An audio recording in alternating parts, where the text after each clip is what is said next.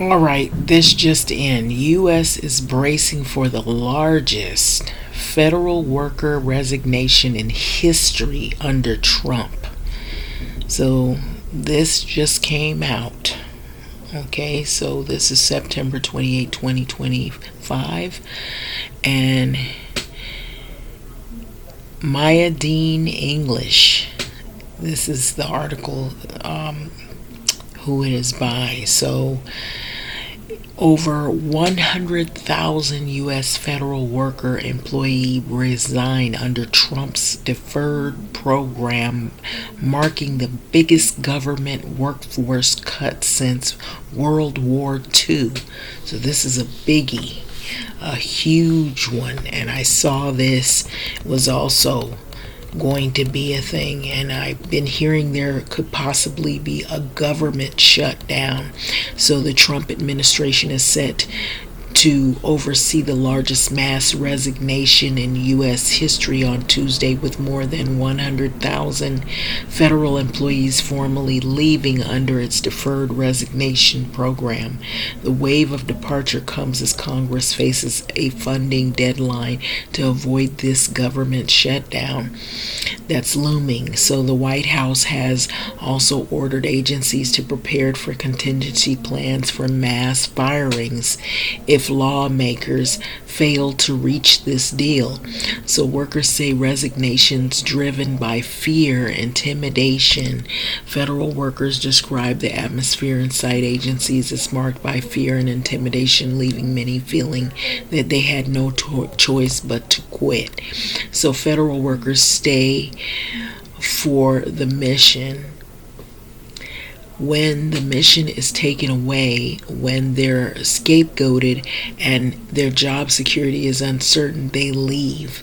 A longtime FEMA employee, this was told to The Guardian.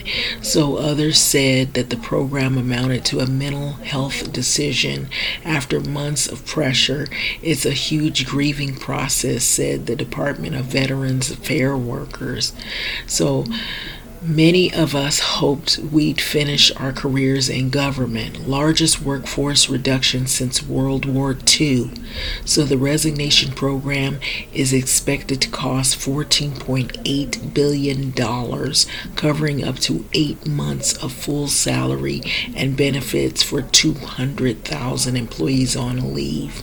So the White House argues that the plan will ultimately save $28 billion annually by reducing the long-term size of the federal workforce. So in total, nearly 275,000 employees are expected to depart through resignations, early retirements, and attrition, marking the steepest single-year decline in federal civilian employment since World War II. So critics, including federal unions, argue the program undermines the government's functions and circumvents congressional oversight, purging the federal government of dedicated career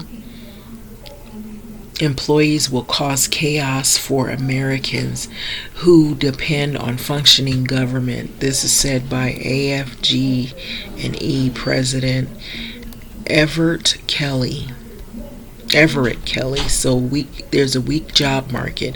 The resignations come amid a fragile job market, with unemployment rising at 4.3% in August, the highest since 2021. Workers say finding new opportunities has been pretty difficult. So one USDA archaeologist described the atmosphere as living every day like a raw nerve, citing repeated threats of cuts and remarks from Trump officials that federal workers should not want to go to work. Labor unions are pursuing lawsuits to halt the program, but officials say the exodus will move ahead as scheduled. So this was just in. Sounds pretty crazy to me, but we'll see how this turns out. It doesn't look so great at all.